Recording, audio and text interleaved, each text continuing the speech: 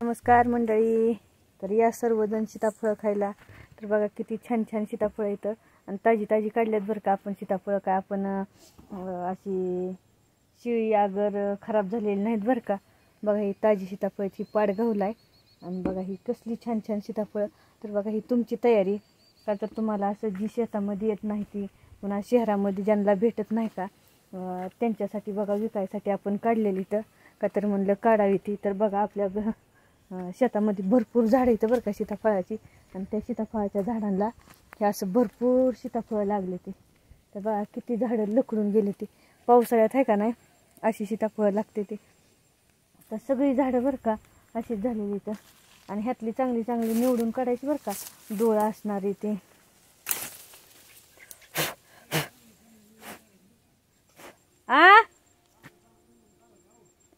हा चांगली चांगले डोळे निवळलेले.